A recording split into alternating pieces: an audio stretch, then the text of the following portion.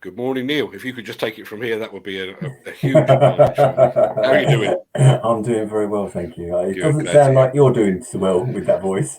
No, I just wish I had a singing voice because I could recreate the Barry White greatest hits at this rate. Yeah, I woke up yesterday feeling a little bit rough. I woke up this morning feeling a whole lot worse. And you've been But very certainly glad I got future works under my belt. yeah, and you've been very busy with a few little sort of like videos as well, which I saw earlier on. Yeah, absolutely. It was well. Let me put it like this, and I'm sure he's probably watching by now. I think I did about 10 videos in a day and a bit. I think Peter Haddock did twice that many. Wow. Yeah, I say he's probably watching now. He's probably still fast asleep, to be perfectly honest, and I don't blame him one bit. Obviously, you are here for the usual rundown. I'm almost afraid to ask this month, but Neil, what are the scores on the doors? Well, the scores on the doors are okay. That's a good way of putting it. The value of construction awards we've researched this month and found that have been awarded is £5.8 billion, and that's covered by 490 projects, 315 companies. So on face value, that seems to be okay. But when you compare that to last month, it was 6.1 billion. And if you compare it to the same month, March in 2021, it was actually 9.2 billion. So there is a worrying concern. And I think early part of the week, I was looking at the show and I put the construction industry does love a jitter. And I definitely think we've got the jitters at the present moment in time.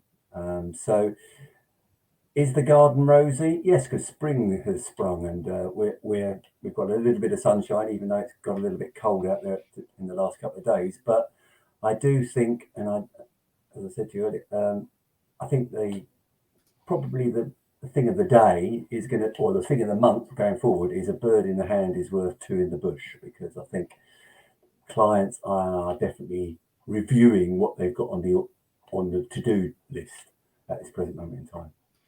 One of the things that really struck me about the BCLive League table this month, I checked the table about 10 days in to the month, and I think it was stood at 3.3 billion pounds. And I was actually rubbing my hands together thinking, oh, it's going to be another bumper month. That's going to top 6 and possibly even 7 billion. I checked it a week later and it had hardly moved. And when you look at it, I mean, we had Rishi Sunak's spring statement. We have the imminent, today, the demise of red diesel. We've got inflation, which is on the rise. We've got materials costs on the rise. So I don't think the actual slowing surprised me as such. But what did surprise me was the speed with which it seemed to happen. It was almost like 10 days. Oh, no, we're carrying on regardless. Not so much. I think you've put absolutely that perfectly. I think what we've seen is the fact that I think a lot of people at the end of last month, we're about, was it a month into, unfortunately, this awful war that is in Ukraine with Russia. And a lot of people were in disbelief that in 2022 we could have such a thing going on, especially in Europe. So it was okay. It was stop. I'm sure he'll stop. He's just being stupid. He'll retreat or whatever. Yeah, and as time's gone on, after a week, they've gone, and the atrocities that have been carried out or have been carried out have grown, and it's just sent even more concern through the actual construction market. And yes, you're right. It really has taken a lot of effort and a lot of work by the researchers. And I always have to say that I've got a great team there at Builders Conference, but they have struggled this month getting people to say, have you got a job or have you been awarded this job? Whereas a lot of them are saying, well, the client's just thinking about it, looking at it. And it won't be long. We will also get those immortal words. We're going to have to value engineer it because inflation, I think now is already stated at 6.2, but there is often quite a lag. What is it, 6.2 or 6.4 somewhere? There is often quite a lag on that as well. I think if you look at construction, it's probably greater than that, especially when you see steelwork going up and the prices they're going up. And then obviously today, you've got the removal of the VAT on all diesel. So, wow, let's keep our fingers crossed. But there is definitely signs that the industry is looking at itself again and thinking, shall we put a hold on this? Shall we slow down a bit? Or clients definitely doing that. It's such a shame. We've seen this so many times over the years of just how sentiment can drive decisions and indecision within the industry. I think if we could have dragged a few of the economists and a few of the big wigs up to FutureWorks over the past 24, 48 hours, they might have had a different vision, because there was certainly a huge amount of positivity there. Yeah. But there we are, I guess. So what are the scores on the doors? I mean, you've mentioned we are just short of the 6 billion mark, but who was top of the tree this month? Mace were top of the tree this month. They secured 3 projects, the largest of which was a project in London, and it's at Audley Square House, Audley Square, Westminster. Demolition of existing buildings, and then the erection of a new building, 8 to 9 stories, to provide 30 residential units with swimming pools and gymnasiums, plus other works as well. So Mace have been awarded that one, and it's the client for that is Caldwell Properties, and they've secured that was 350 million pounds worth of work, and overall they've secured 725 million pounds worth of work this month. So yes, they've had a very good month this month. Number 2 on the list is John Sisk, or Sisk Group, really. And their project this one is actually based in Ireland, but there are some some professional works that are being carried out in the UK. And this is for Dublin Airport, and it's landside civil engineering works through the actual airport itself. And that's worth 325 million pounds. Now, not so long ago, Ireland very much put itself forward to try and become the hub of European flights and international flights. So flights from the likes of China or that's with India, those sides could actually land at Dublin Airport, and then you fly from there. And that's why Heathrow also then decided to say, oh dear, we've got some competition here. Well, since Brexit has actually happened, that has put a different kind of start on the actual matter. So, they're still going ahead with this, but I don't know whether I know we've now decided as the UK government has now decided to do free ports to try and alleviate the issues with tax and obviously the Brexit element as well. So, but their project, that was just a bit of economics behind it, but their project is a 325 million pounds, and they're second on the list. On third on the list is Wilmot Dixon. Now they've had a good month as well. They've picked up 8 projects this month, so quite a number, totaling just over 311 million, we believe. And the largest of theirs is a 120 million pound transport hub, which is in Stockport, and it's called Stockport Exchange Transport Hub. And it was actually procured under the Major Works framework, which is out there. So they picked up a 120 million pound project in Stockport, 8 projects there. Fourth on the list is Skanska. They've picked up just over 242 million pounds worth of work. The largest of their projects is a project at it's a new build of a green office on the former House of Fraser site in Victoria. Obviously, with the demise of the House of Fraser, they're now obviously going to be developing a lot of their sites. It's a 43,000 square metre project, but it's going to be very much built with green technology and green at its heart of how to actually build the project and actually how this building actually functions. It's going to be the largest all-electric net zero office building. or the UK's largest, not the largest, the UK's largest net zero. Yeah, so Skanska have picked that one up. And finally, fifth on the list is Boba and Kirkland. Now they've picked up a project it's called St Michael's, which is in Manchester. It's in the Dean Street area of Manchester. Now this is part of Gary Neville, the footballer, has got a very successful property development and hotel chain. And this is part of what he's putting forward for that neck of the woods. This is, we believe, is part one, phase one of the project, which is worth about 60 million. But the overall phase of this area is something like over 200 million.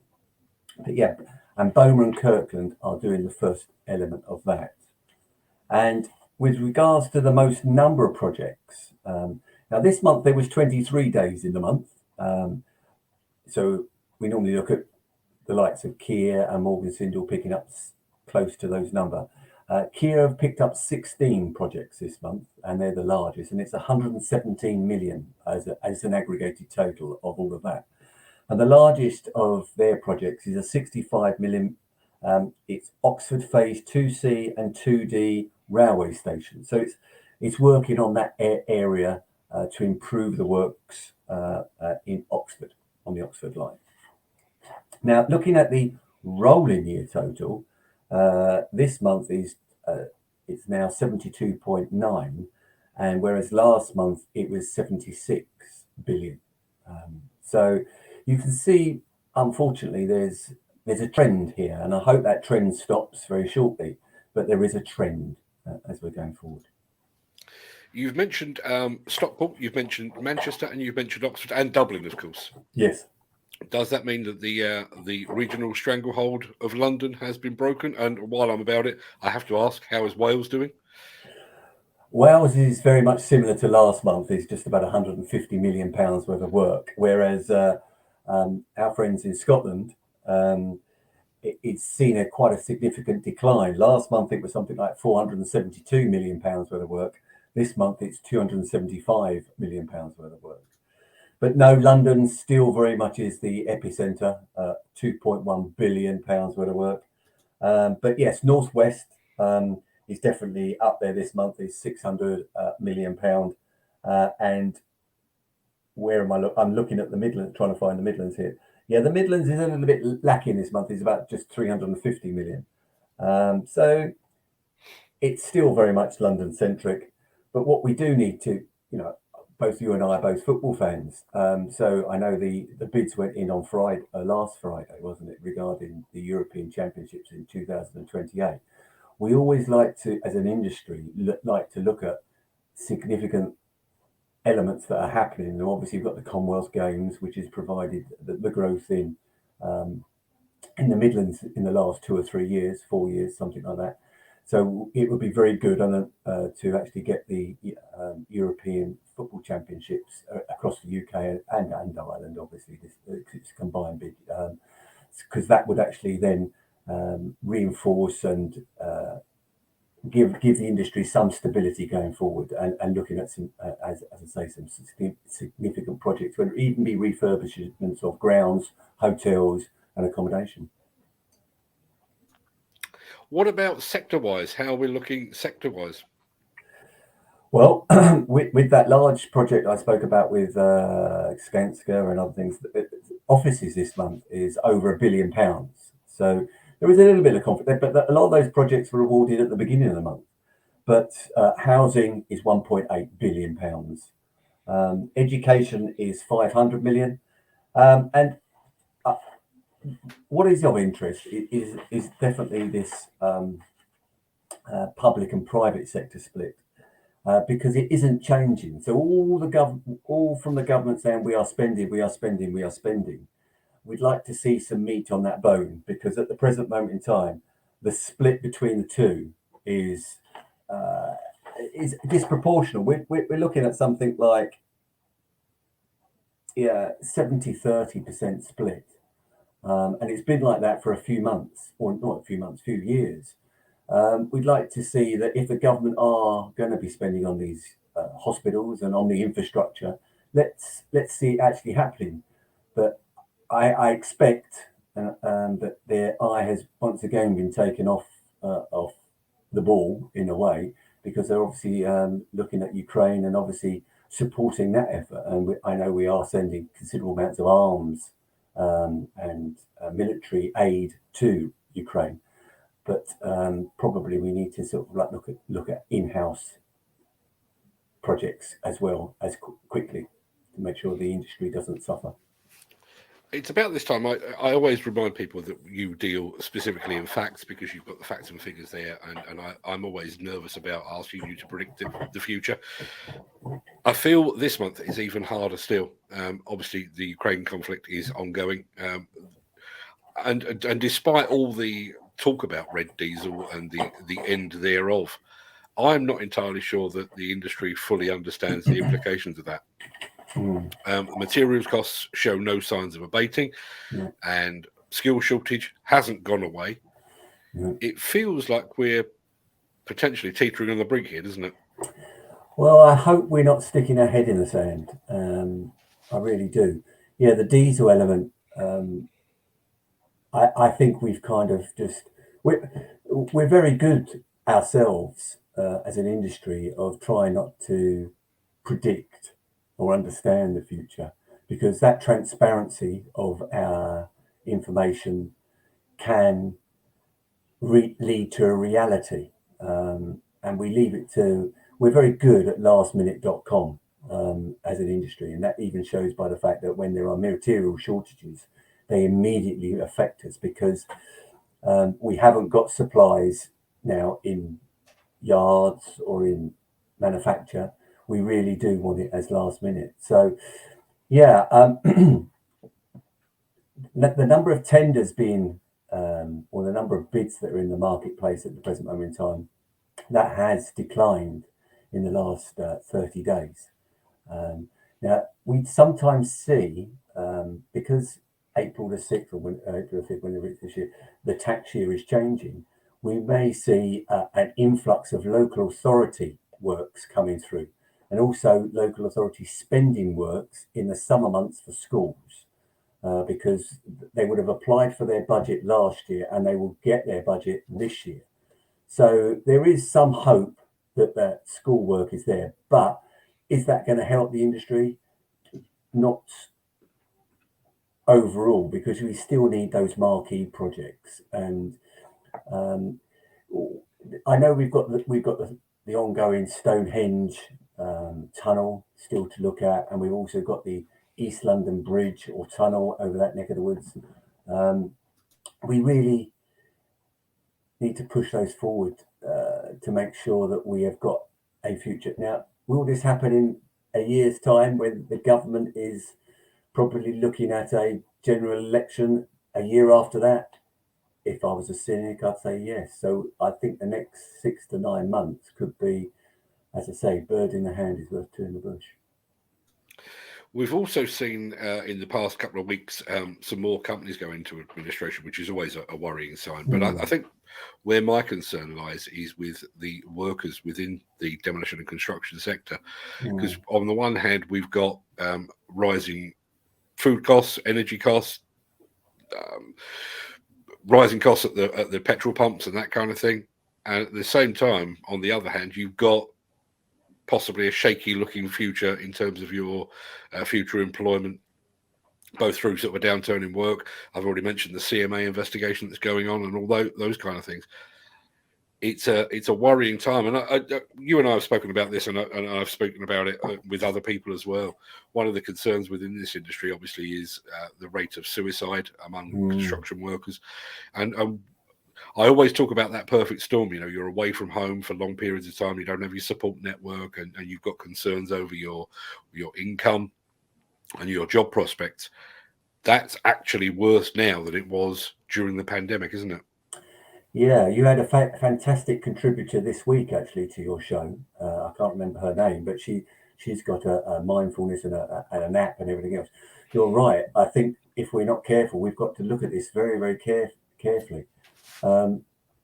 Yes, as you say, it could be that perfect storm, and we've all lived very strangely for 2 years with this pandemic, but have we been financially constrained within construction?